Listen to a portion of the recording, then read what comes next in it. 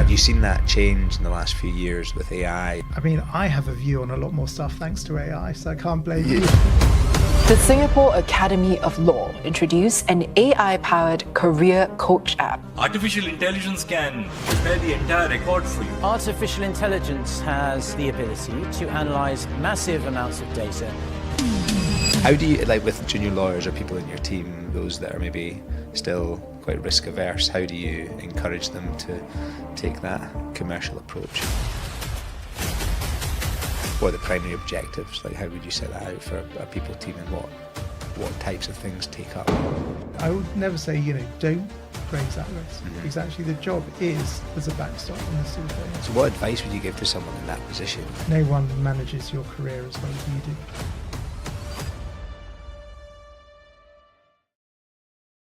Hi, on this week's episode of Lessons I Learned in Law, I've been joined by Jonathan Wiseman, who's General Counsel and Chief People Officer at Ocado Retail. Started his career at Slaughter & May as an M&A lawyer, and I really enjoyed this conversation because we dived into that dual position of General Counsel and Chief People Officer, how he splits his time, the different challenges that arise, and the strategies that are involved in both of those positions. And talking about like the contribution that he makes to the execco with both of those hats on. So this one's not to be missed, and let's dive in.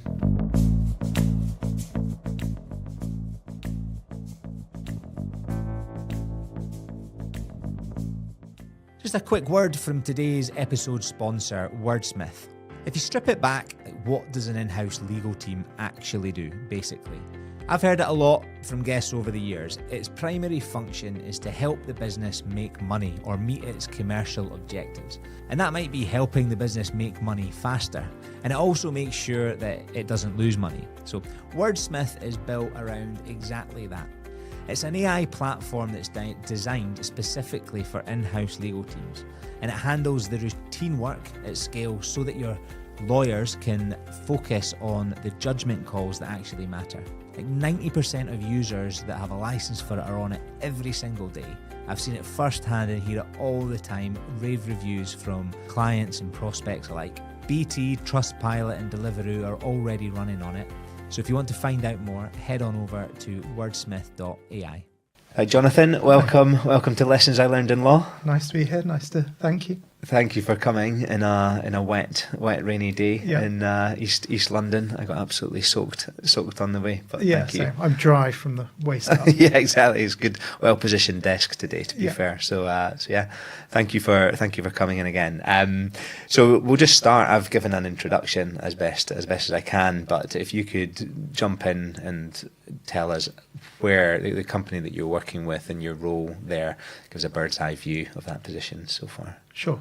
So I work for Ocado Retail, which is there are two Ocados. Yeah. Ocado Retail is a joint venture between Ocado Group, so obviously big listed technology company, and Marks and Spencer's.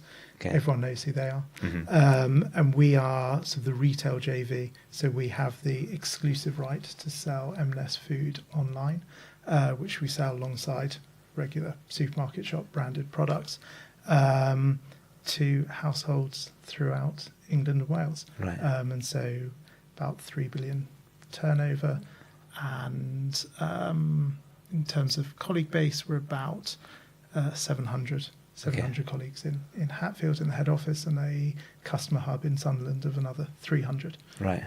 And my role is the General Counsel, hence being on the podcast, and also the Chief People Officer. Yeah. So I look after all things sort of legal, compliance, risk on one side, and then quite a different hat on the HR side. So looking after core HR, but also sort of the culture and sort of development agenda of the people in our organisation. Okay, cool. Well, I'll look forward to digging into that a little bit more in those two hats that you're wearing across the two functions. What's the sort of head count under your remit? It is, I think it's roughly 30 overall. Slightly more on the people side, because people includes facilities, I think 17 or 18 in that team, and then a dozen roughly across legal, risk and compliance. Right, cool. And when was the JV set up? So the JV was set up, I think just over six. I wrote the contract just over 6.5 years ago. Okay.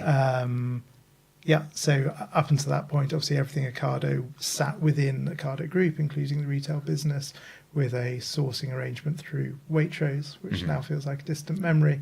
And then the JV was set up 6.5 years ago, where we swapped out Waitrose for a much more compelling relationship with Marks and Spencer's. And as part of that, M&S bought in to the joint venture, and we were spun out as an independent company. Got you. And then I joined about a year after that. So I've been in this role for 5 years. Right, nice.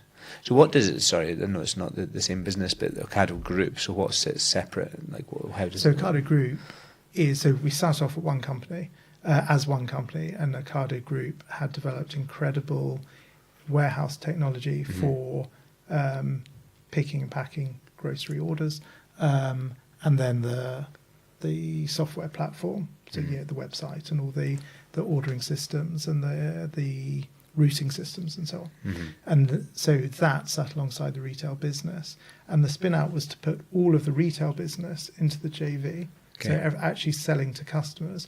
And meanwhile, the technology company was out selling and licensing that robotic and software technology to grocers throughout the world. Okay. So Kroger in the US, Casino in France, ICA in Sweden, so huge grocers overseas. Their online businesses are now powered by Ocado Group technology. Got you, right. Understand. That's helpful to know. Yeah. Yeah. No one knows that, but you fail the job interview if you don't know the distinction. Yeah. The B2B side. Excellent. So we'll jump in then just with your first lesson, if you could share that with us. I think my first lesson was one that I learned relatively early in my career, was not needing to stick within one swim lane. Right. I think so. I learned this, and I think it's probably most relevant in-house, but I think it really applies in private practice as well, which is there's a huge grey area between what legal risk is and what general business risk is, and then beyond that, what are the genuine commercial decisions. And I think when you emerge from law school, you feel like you have a very deep, narrow set of skills about advising clients legally. Can you do this under the contract? Is this going to break the law? And you think that's your swim lane, and that's what you have to advise within. I think you quickly discover that it's much more interesting and much more useful to the client if you have a much more holistic view of the business and what is going on. And therefore your advice is based across that sort of range of risk and strategy and what's going on. And you shouldn't feel constrained by the technical skills that you have, because no one else does. Right. Yeah. I mean, I don't think the best lawyers do, but it's not like the people you're sitting in the room with won't have an opinion on the law or the contract. And so, you should be very comfortable operating within that grey. I think it's much more fun when you do that. Yeah. I think that's partly also about, and also, I spent 9 years in private practice, but the last, however long it's been, 10 plus years of my career have been in-house, and that's really fashioned this. I think it's really important. In-house lawyers need to earn their right to be at the table, to be in the exco and the management boards below that. And you don't really get there just by having your technical legal skills. You get there by drifting into other people's swim lanes, right? Operating in the grey. When you ask the question, "Can we do that?" The answer is never yes or no. It's not technically, but we'd get away with it. Yeah. Yes, we could, but I wouldn't. And I think it's being comfortable to live in that grey area. Right. Yeah. Makes you a much more, I'd say, fulfilled in-house lawyer than just saying, "Well, the contract says no." Right. Interesting. Where did you find, where did that start to, was there a time where that clicked or solidified for you, like that comfort in the grey? I think there were two moments, interestingly, both in-house. So when I was quite early on in my career, I was seconded to the legal team at the post office, which was was good fun in various ways. And I remember, working with someone. I mean, it was a uniform procurement contract. This was not glamorous work. I knew there was this quite tight system for providing legal input to the contract. So I wrote this, the dozen bullet points. And I got the client came back saying that this is great, but I'm not sure what any of it is to do with you. And I was like, well, just doing my job. Yeah, I've read the contract and I'm telling you what I would change. And it's like, well, I can't even remember what the particular clauses were that I was advising on. I said, but it's not your job to advise on that bit of risk. Right. To which my reaction was, well, then I don't really want to be doing that job. Okay. But luckily it turns out that to be, to have fun and feel fulfilled and be successful in-house, your employers tend not to want you to have that job either. Right. But it suddenly became apparent to me that there was one way of being a lawyer that I really didn't want to be. Okay.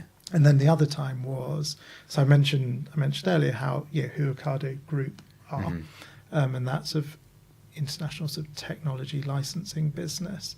And there was this, one of actually most fulfilling times of my career was when that business was nascent but really growing. And we were a small, very small commercial team flying around the world doing these pretty exciting licensing transactions with these grocers. And there was always pretty intense negotiation because there was a massive contracts, quite a lot of money at stake.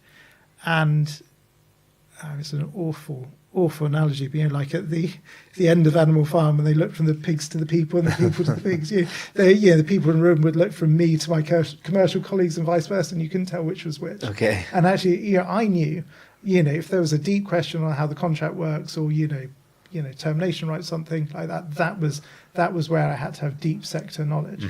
But beyond that, our roles were almost interchangeable, right? And it was such fun. And I felt like I was adding real value as a lawyer. I was, I never, at no point did I think I'm not the lawyer anymore.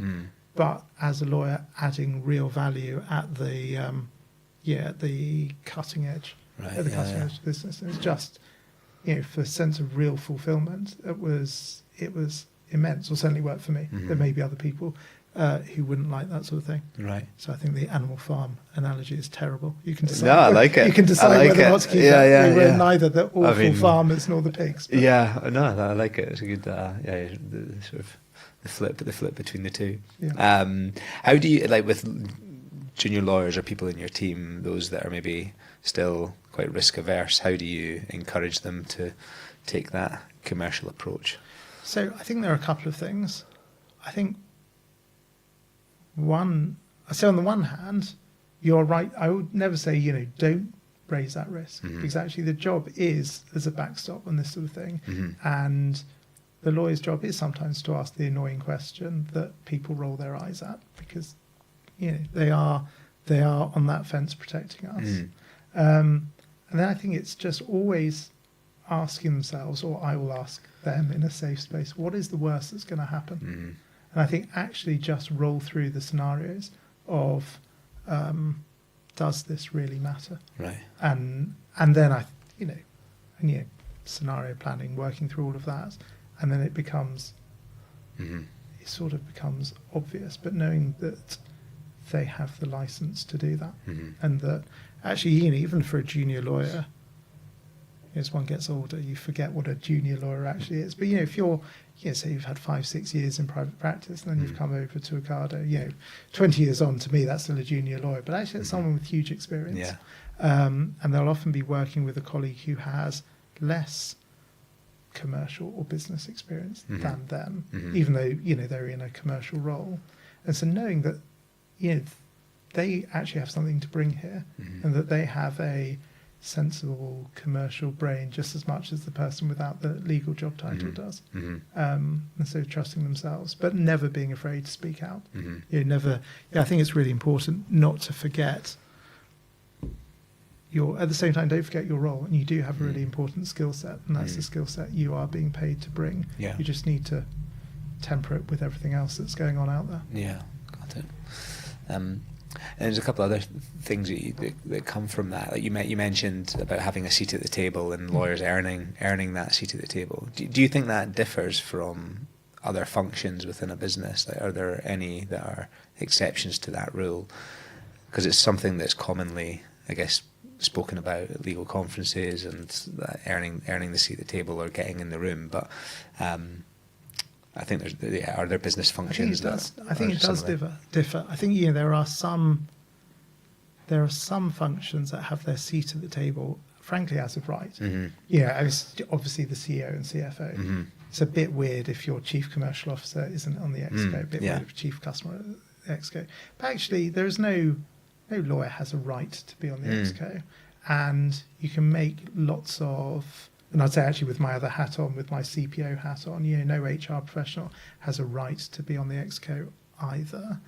And you can make lots of great intellectual arguments for why you should be there. But you actually have to prove your value. You actually have to prove that you are a proper commercial peer and that you are there not just for your legal or people skills or whatever they are, but actually properly driving forward the strategy of the business. And if you can't demonstrate that, then it's fair enough that you're channeled through the CFO. I don't mean that disrespectfully, but these exco roles are rightly narrowly protected, and so you do have to earn the right. Yeah, as an individual, not a function. Yeah, makes sense. And then just as a slightly going back to something you said there with like other people having a view on legal. Have you seen that change in the last few years with AI? And I guess everyone going to the GP has Googled their symptoms, defined there's more of that self-serve. I mean, I have a view on a lot more stuff thanks to AI, so I can't blame you. True. I can't remember, something came up the other day about human rights law, and it didn't smell right. And I put it into Gemini. And Gemini told me it didn't smell right either. Then I gave it to a junior person in my team to take a look at. Everyone, including me, now has an opinion thanks to AI. Not seeing it quite so much, actually, in terms of my peers saying, well, I've stuck this in a notebook LM and this was the answer. But we see it loads. My role is so broad. The things that my team cover is so broad, and we see it certainly with low-level litigation now. It is completely dominated by AI. Every customer complaint has been run through ChatGPT, and they should. Because they are getting much more cogently drafted complaints than they used to. Same with employee litigation. So we are now up against AI just as much as we were against individuals on the volume, and it is what it is. And there's this slightly weird existential moment of realizing, particularly when you're in some of these debates, it's almost a question of whose use of AI is better. But I think that is just a reflection of how the world is going to be in years to come. Got you. No, that's interesting to hear that from the front line, actually, where there are those the volume of those types of queries that come in. Cool. For anyone that's new to the show, this podcast is brought to you by Heriot Brown, and we're a specialist legal recruiter working with top legal teams throughout the world. Every week, we speak to hundreds of lawyers thinking about their careers, what that might look like in-house, and we also talk to companies that are looking to build legal teams from top talent. And this podcast is really just an extension of those conversations. So if you're curious about the market or building a legal team yourself or what your next move might look like, then feel free to reach out to us. Our details are in the show notes. Thank you.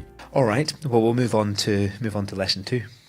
So I could thinking about how structuring the lessons. I think my first couple are sort of career advice and then slightly more technical advice. So the second one I'd go for, really, when you're thinking about your career, is take every opportunity that comes. Right. I think so it's not quite as extreme as that. I think that sometimes you see an opportunity and you have to be honest to yourself and you say, no, that one's not for me. But, and again, as I say, my experience is largely in-house. Opportunities can be quite hard to come by. old duffers like me stay in roles for, I've been at Ocado one way or another for, I think, 12 years and in my current role for 5. So when opportunities present themselves, take them. And they're not, it's very rare these days that you sit in an enormous legal department and can just quite happily sit there for 30 years and get a decent promotion to the next legal rung 2 or 3 years later. And so, the obvious one that I had was when I moved from being Deputy General Counsel at Ocado Group, which was like a lovely clean thing to have on your CV. Now, clearly the next rung in the ladder of PLC in-house legal career, and the opportunity came up to do this sort of double-hatted role of GC and CPO at the JV. Yeah. And I very nearly didn't take it. Okay. Because I wasn't sure what I thought of HR as a profession at the time. Okay. And part of it was like, how could I possibly be fulfilled doing that? But other than that bit that I wasn't very sure about, the role clearly ticked a lot of boxes. It was proper GC, so reporting to the CEO. The thought of reporting to another lawyer ever again fills me with dread. Okay. So that's I think I'm too intransigent for that sort of thing. You've seen the other side. Exactly. So it's proper. It was trying my hand at other things. It was sitting at an exco. It was properly working with the board. It ticked all those boxes. I would have been mad to say, well, I'm not really sure about HR.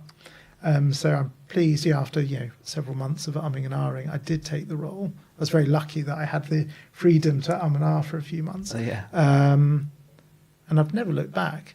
And I was completely wrong about HR.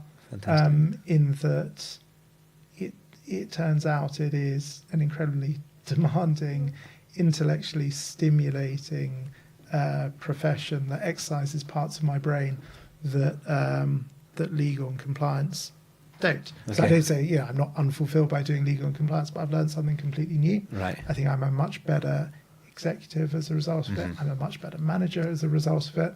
Not convinced, don't know how much longer, at some point it is conceivable that I will no longer be working for Ocado. No immediate plans if anyone's listening. Yeah. But at some point my career may change. I'm not sure I'd do the HR piece again. Okay. But I am so glad that it's currently part of my role and that I took that leap. And I just encourage anyone in a position, when a role is presented as an organisation they love with good people, to properly think about it, rather than just thinking, doesn't exactly map to my career plan from when I was 24, so I'm not going to do it. Yeah, it's hard to have that. It's hard to have that plan when those things come up, and as you said, not a linear, maybe not always linear opportunities. Yeah. How much of your time is split between the HR piece and legal now? Would you say? I never know the answer to that. Right. People always ask me.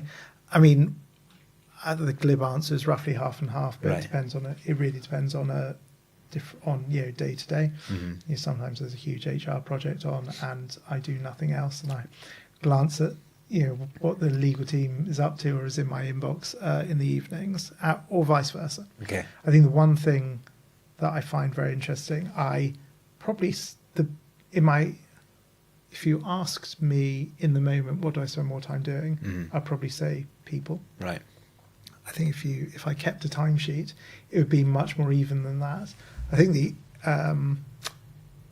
what's the word? I guess like the intellectual resource that I have to dedicate to the HR piece sometimes feels more exhausting than the legal piece, just because it's newer to me, and that's why I enjoy sort of to the opening, the sort of lesson I've learned about taking opportunities. It's really great actually for not stagnating, to have this other thing to work my mind into. Yeah, it's good to learning new things. And how does people that listen to this show are more familiar with the role of a general counsel and the legal function, but what are the primary objectives? Like, how would you set that out for a people team, and what types of things take up most of your time? So the people teams are really, I always think about it in two big areas. One is what we think of as old-fashioned core HR. Right. people unkindly refer to it as tissues and issues. Right. But it is dealing with employee relations issues. It's making sure pay review happens on time, that sort of thing. It's actually in of itself pretty interesting in the way that geeky, techie stuff can often appeal to lawyers. And obviously there's a big legal read across into some of the ER issues, employee relations issues. And then the other bit is the whole sort of people and culture side of things. How do you create a culture where colleagues are engaged, build brilliant careers with us, are doing brilliant things, and so on? And that's really hard, actually, because the core HR stuff is difficult as well, but there's quite a lot you can read on it that to a lawyer makes sense. Right. Because what is the process? Yeah. How do we follow the process? And then you do your legal thing of operating in the grey. Okay. And that's fun. Actually building the culture of an organisation is really difficult and requires really close work with your colleagues and requires thought in a very different way from how lawyers are taught to think. Right, yeah. A lot of top-down sort of thinking and and understanding the career aspirations and the wants and just the general nature of the work of people who do completely different jobs from you. How is someone who spent 9 years at Slaughter and May meant to know what makes a good career for a buyer? Yeah. That's really good fun. It's difficult. Right. Cool. So saying yes to opportunities, is there anything like looking back where you haven't maybe done that or like put yourself, is that something you've reflected on? Yes and no. There are moments, it's very easy to complain about kids these days. So I think when I was a kid these days, I remember when I was at Slaughters and I was offered a secondment. I think it was to I'll say the name, it was to Centrica, right? Which great opportunity, massive organisation, interesting M&A work, lots of good stuff, and it was in. I cringe when I think what I said, but at the time they were based in Slough, and I was like, I live in West Hampstead. I'm not going to Slough every day. And, it would have been, 6 months of, an hour and a half's commute or something. Yeah. I was amazed I wasn't out on my ear after that response. Now, I've got sort of no regrets in my career, really. And I don't mean that it's always been perfect, but I really like what I do now. And everything that I've done in my career has built to this point. So I don't look back and think I missed that opportunity. But I think I would encourage people out there to occasionally check their entitlement and check their comfort and think, is it actually an extraordinary opportunity? In which case, try and make it work. Yeah, that's really good. Yeah, that's really good advice. I cringe when I think back. Because I don't think I even broke a stride. I think the partner said, this opportunity's come up. I said, sounds amazing. Where is it? He said, Slough. I said, no. Anyway. How did they react? I think it was one of those moments where he didn't really know what to say and left the room, and someone else got the opportunity. Yeah, fair. Oh well, yeah, it's not for everyone. We've got that job in convincing people to roles outside London. That's mid-level, so sometimes challenging. But got to. It's good. It's good advice. And 9 years. So 9 years at Slaughters. What was the process like? Because for some, I guess, like moving in-house sometimes happens around 3-5 year mark. What was the process like at nine years? It was surprisingly easy. Right. So I'm a terrible company man, which is why I've got such a boring CV. I was very happy at Slaughters, and obviously it's quite a bracing working environment, but really hard work, but really rewarding, great variety.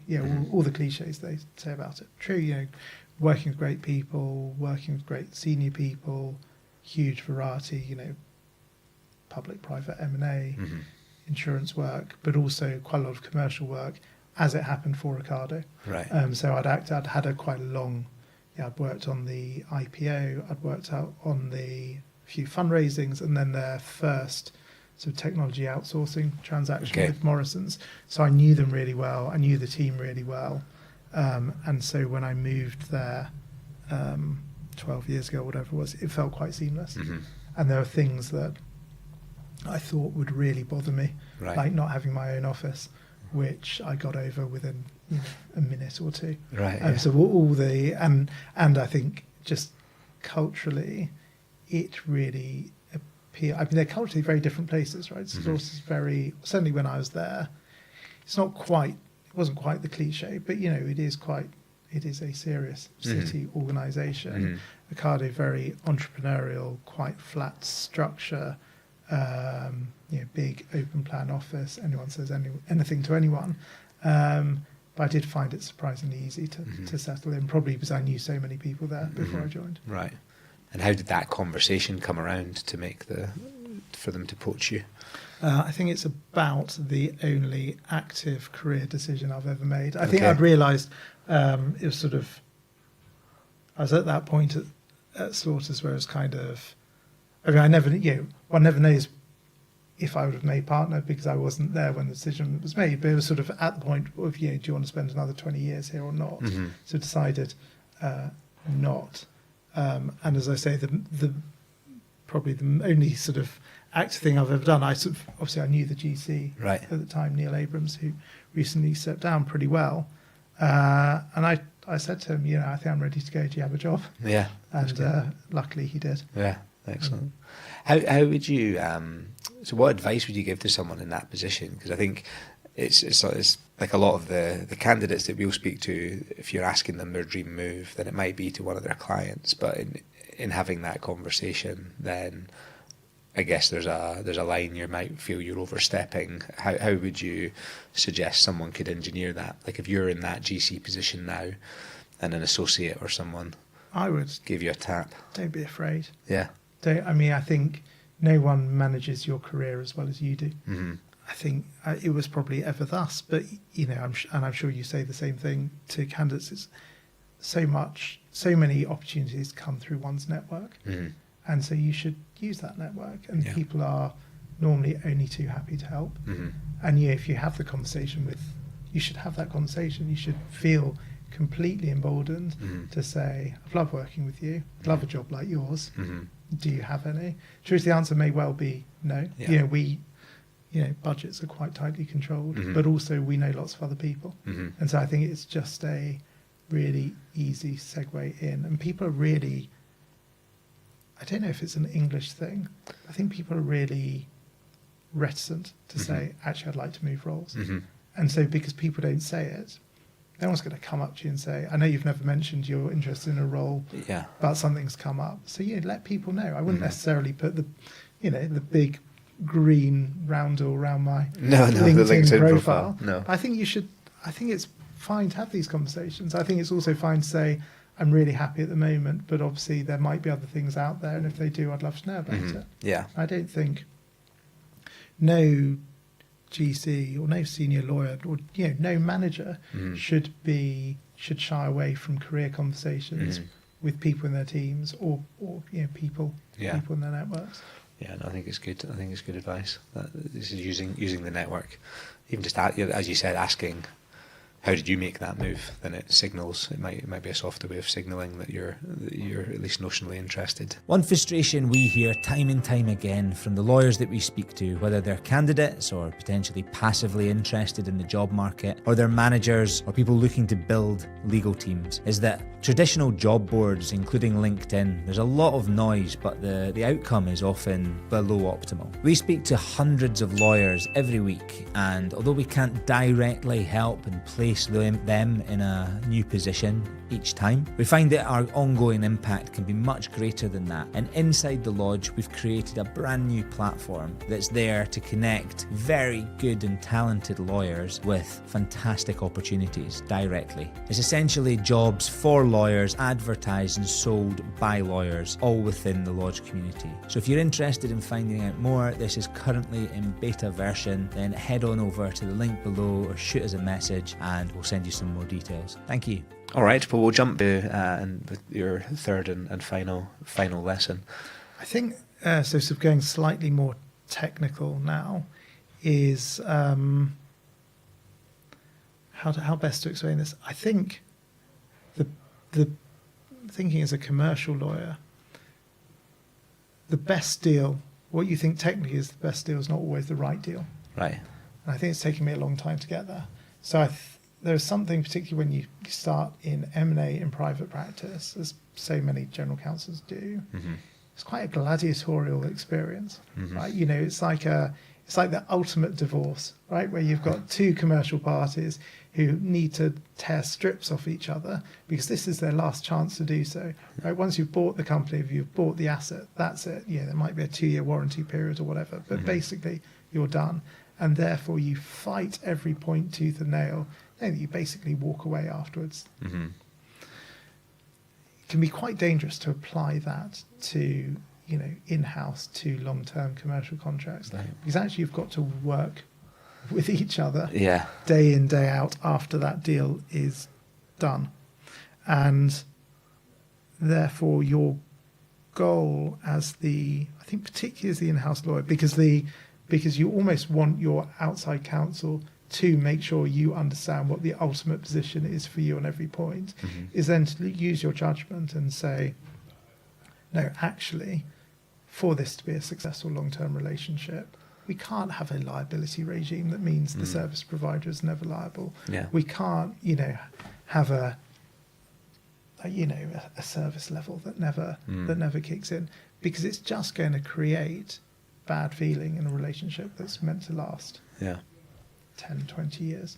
I think having that in mind, knowing you want to create a long-term, viable, happy, successful future is a real art. And again, I think is actually more intellectually satisfying and quite liberating than just trying to win every point. Don't get me wrong, there is the ambitious schoolboy in me who loves winning every point, but I don't think that's the right answer. And I think as part of that, I'd also say try never to fall out with people, right? Because if you are the ambitious schoolboy who has to be right on everything, you can get quite easily wound up by the ambitious schoolgirl on the other side who doesn't quite agree with you. And as soon as you fall out, you've lost everything. So I always, there are people around the country, around the world who may disagree with me, but I always try not to fall out with people because it's very hard to come back from that. You want the standing relationship. That's analogy number 2 that works well in the. There you go. In there. I think it's the ambitious schoolboys probably better than the pigs in Animal Farm. I don't know. Good. So that must have been an essential mindset to take into the JV and the setup of that, obviously. And look, it's very easy. It's very hard to get right, and you never quite know how things are going to play out. But I would always try and have that in mind. So do you with that? Do you consciously communicate your walkaway point, or how do you stick with to the commercials, but ensure that is reflected in the legal documents? Like how do you, without arguing over every point or winning for the sake of it? Is it as simple as knowing what your walkaway point is? So I think there are always some red lines, right? And you should know what they are. But even then, you should challenge what they are, because I don't think so if you're a SaaS company churning out, dozens of contracts, a week, then you just have to have red line. You just need a commoditized product that's the same every time. But as soon as these are big transactions, I think it's a bit silly to talk about red lines. And I think what you need, and particularly as the the general counsel, the senior lawyer in the room, you need to keep stepping back. You need to keep looking at the overall package. There may be some things that you're never going to give away. There may be some things that were fundamental to the term sheet that actually you shouldn't be stepping away from because that's what the principals shook hands over. There shouldn't be any sacred cows. It's very rare that you can, there'll be you'll have agreed conceptually, this is the liability provision and we're never going to be able to accept liability for X. But actually, if the deal is big enough, if there are other mitigations elsewhere, there are always lots of ways of dealing with these things to get the right deal, and trying not to be too hidebound by a particular dogma is really important. I do think as well that when you're talking about how do you teach this stuff to junior lawyers, I think it's also okay for junior lawyers to stick to their red lines, because sometimes, on a big deal or something, it's not, you don't necessarily want them to make the judgment call on the individual point. You want them to know that they are defending the points that they should be defending. And then you can sit down together and say, well, look, we've got a package here. Which are the ones that we can concede on? Okay. So they almost start from a best case scenario and work back. That's good advice to end on. So we're going to jump into our new segment, our new feature in the show, Hot or Not, in the legal edition. So what I'm going to do is throw a couple of phrases at you, and if you could answer hot or not, if you think it's something that's in vogue within legal or not. So I will jump in.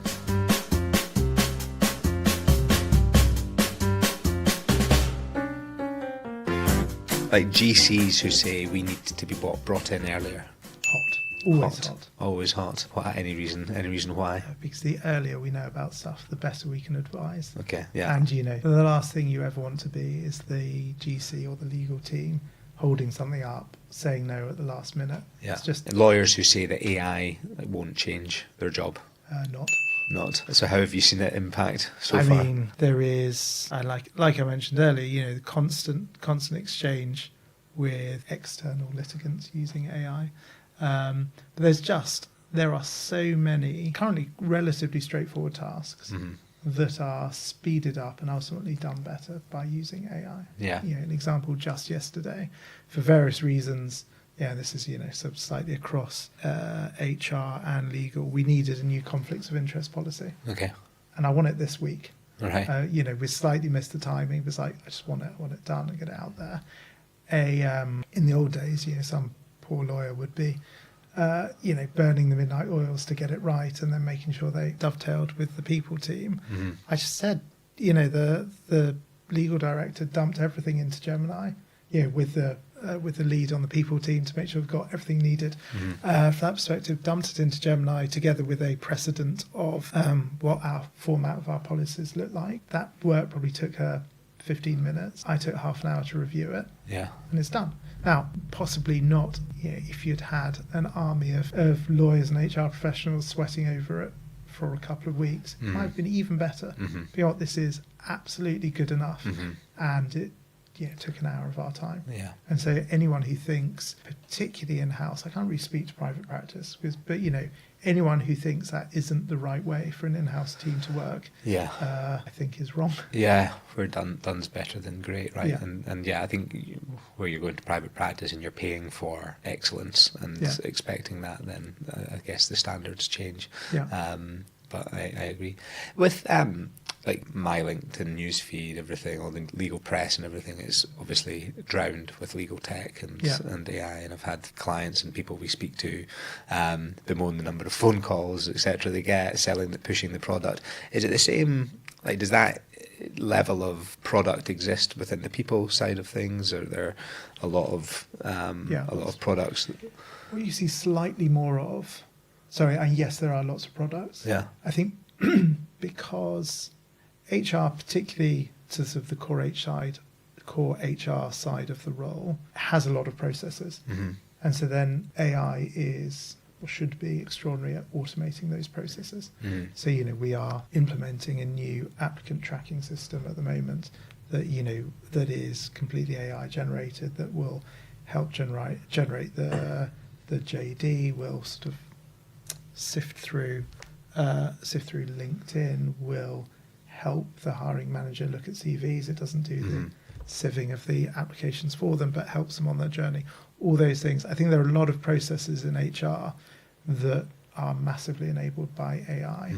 I haven't quite seen that in, well, I think the problem is slightly different in legal, particularly for a legal team my size, where we don't have floods and floods of work that need automating in the same way. And so there are a lot of, the tool that everyone was trying to sell you 5-10 years ago was a tool for automating your NDAs. We don't get that many NDAs. So I'm sure if you are a Unilever and you do 1,000 NDAs a day, it wasn't really a tool. It felt like quite a sort of sledgehammer to crack a nut.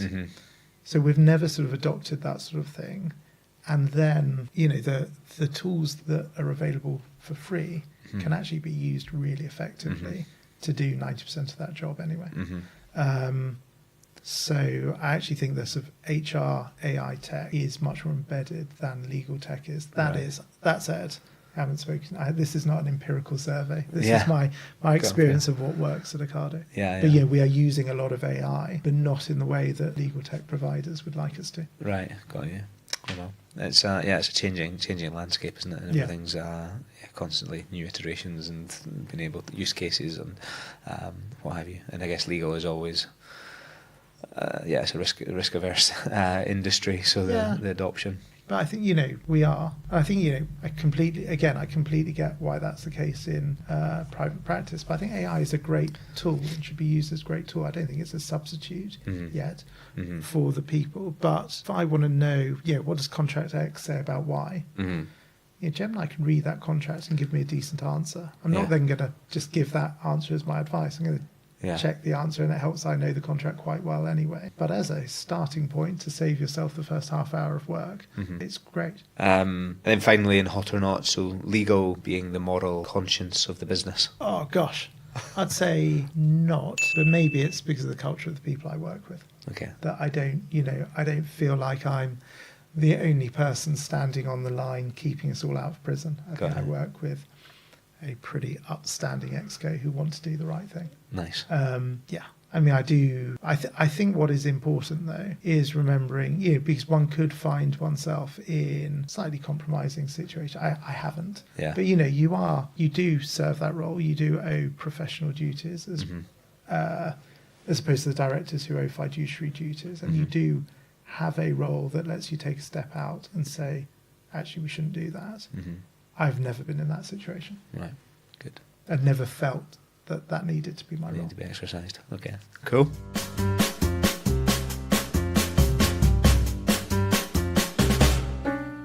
So I'll ask you if your general counsel or Ocado Retail, the team are up for Legal Team of the Year at whichever legal awards that might be. What would be your walk-on song? I mean, I know so little. I've got a nearly teenage daughter who's quite good at educating me on music, although it all sounds the same to me. So I think I'm incapable of suggesting something that would sum up my excellent legal people team. So I'm just going to say Waterloo Sunset by the Kinks, just because when I'm on a car journey with the kids, it's always the first song I ask. My daughter plays DJ. It's always the first song I ask her to put on, and they groan, and then they begrudgingly let me sing along. They get so I'd walk on sort of humming it to myself. That sounds good. Oh, that's a good one. That's a good reason to do that. What's your daughter's music choice at the moment? What's in? Is this? So I'm going to say this. I'm going to sound like a dinosaur. Is there someone called Olivia Rodriguez? Yeah, I think so. Okay. I'm not up on it. I'm not clued in. No, but there is, and Swiftie, Taylor Swift. Yeah, though I understand. Just as I get to grips with it, I understand that Taylor Swift was a bit last year. Oh, really? Right. Okay, I didn't get that. But there was last year. Was quite. The car journeys were quite heavily Taylor Swift themed. Nice. Oh well, sounds like she's got a good taste, or at least a grounded taste, which with Waterloo Sunset in the background as well. Good journeys. Yeah. All right, well, thank you for sharing your lessons and taking the time to come in. It's been great chat. Cool, thank you so much. It's been fun. Cheers, Jonathan. Thank you for listening to this episode. If you've enjoyed the podcast or you've taken anything of value from today's conversation with today's guest, then the best thing you can do is give us a follow on our LinkedIn page, Lessons I Learned in Law Podcast, and to subscribe and give a quick rating to the show on Spotify or Apple Podcasts. It really does help it travel and get shared amongst the wider community, and you never know, it could help someone in their career at some point in time. So thank you for listening, and we'll see you again. Thank you.